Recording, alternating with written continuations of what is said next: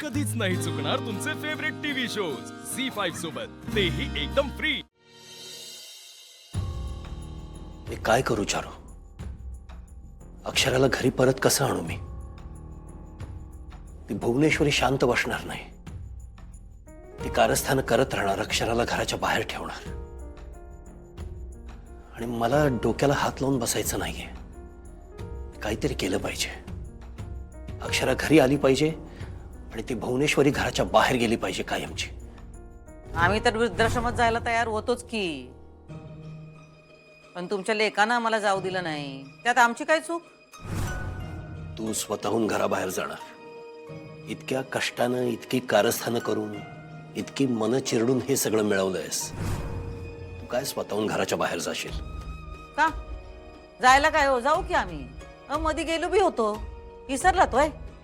तुमच्या लेकानं अख्खं जग पालतं घातलं होतं की हो आम्हाला हुडकायला।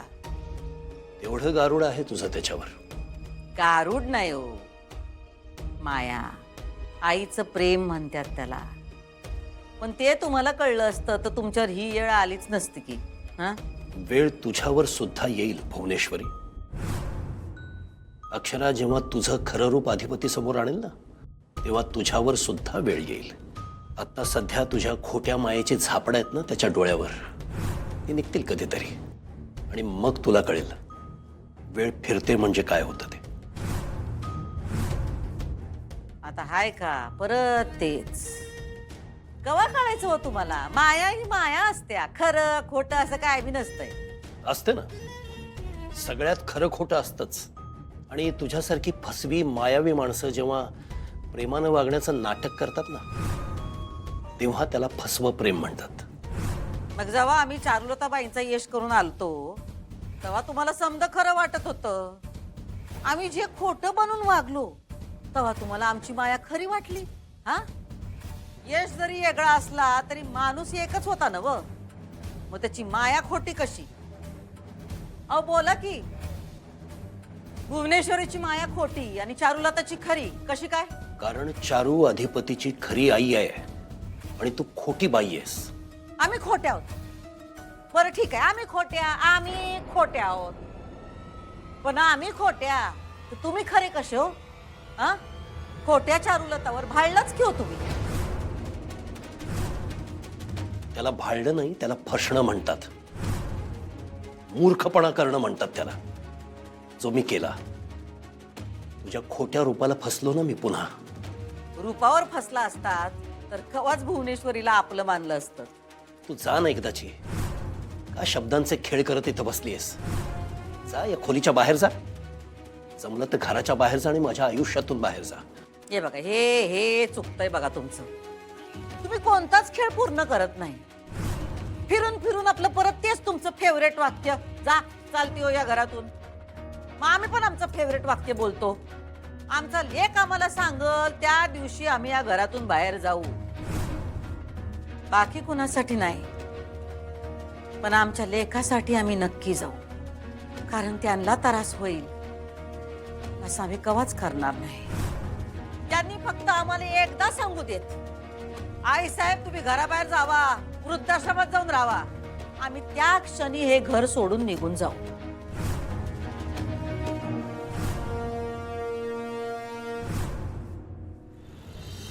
आत ठेवा गोडाऊनला। अधिपती, बोलणं झालं का वहिनींची? तू फोन केला होतास? तुला दुसरं काय काम नाही काय ओंक्या? सकाळ सकाळ काय आपण हळदी कुंकू आलो होतो काय फॅक्टरीत? काय तर आपलं घरच्या गप्पा मारत बसतोय। चल कामच बोलते, काय लिस्ट करायला सांगितली ती झाली काय? सॉरी, चिडू नकोस, मी काळजीपोटी विचारलं। झाला का राग शांत? झाला? मला सांग, तू वहिनींशी बोललास?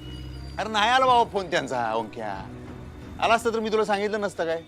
हे तर फोन घे माझा, याला काढील काय उपयोग नाही याचा। कवा धरून वाट बघालो, स्क्रीनवर टक लावून लावून माझं डोळं दुखायला लागलं माहिती आहे का? त्यांचा फोन नाही, मेसेज नाही, मरदा स्वाभिमानी आहेत ना त्या, स्वतःहून करणार नाहीत फोन, माहिती आहे मला चांगलं। जाऊ दे। अरे पण असं कसं? काल त्या तुला फोन करत होत्या आणि तुझा फोन बिझी येत होता म्हणून त्यांनी मला फोन केला। तू घरी विचारलंस का त्यांनी कॉल केला होता का? तू ग बस, थंड घे ओंक्या, उगाच गंडवू नको, त्यांची वकिली करू नको, समजलं ना?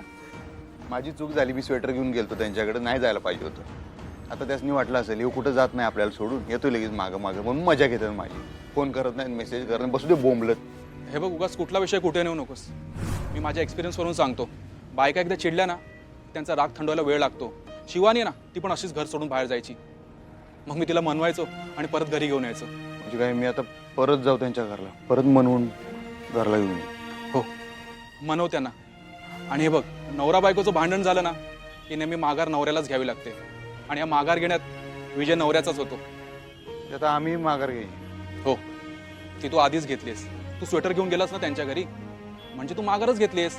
हा आणि तू काय जगा वेगळं केलं नाहीयेस. आता जास्त विचार करू नकोस. बोल त्यांच्याशी, मनव त्यांना. वहिनीना परत घरी घेऊन ये.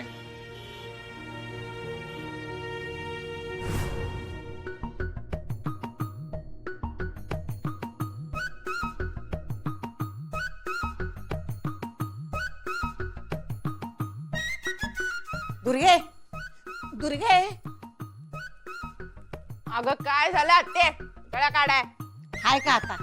हा सकाळी काय म्हणली होतीस मला? ते काय ऍसिडिटी का फॅसिडिटी होती? हा मी आता चहा कपात करणार, चहा कमी करणार आणि हे काय लगेच चहा प्यायला बसतीस? अगं मी काय म्हणते, तू खाल्ल्या मिठाला जागत नाहीस पण स्वतःच्या शब्दाला तरी जाग. अगं आत्ते आता तू बी नग समजावत बसूस गा. मला किती काम असतात माहितीये तुला? किती थकायला होतंय ग मला. तुला काय माहिती? तू आणि काम करणार आणि तू काय म्हणलीस दुर्गे? हा?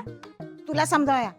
अगं म्हणजे दगडावर डोसका आपटाया. माझं नाव काय दुर्गी आहे? तुझं झालं असेल तर काम बोल. कशा बाई हुडकत होतीस मला? हा अगं बाई माझा मोबाईल सापडाना झालाय. मला काय माहिती तुझा मोबाईल कुठे आहे ते? अगं माझ्या खोलीतच होता, त्या अलीकडच्या टेबलावर ठेवला होता. आता सापडाना झालाय बघ. तू खोलीत गेली होतीस ना व जपमा आणाया? तूच मला पाठवलं होतंस ना व?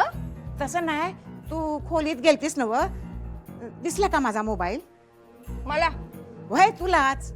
नाही गात ते. हा धनाजी नाहीतर शांताला सापडला असेल साफसफाई करताना. आत्ते ऐक की, तू किचन कडे चाललीस ना वा? हा हे जरा ठेव की तिकडं. काय का आता लई काम करतेस ना व तू? मग जा तूच नेऊन ठेव. आली मोठी हाती नेऊन ठेव. बर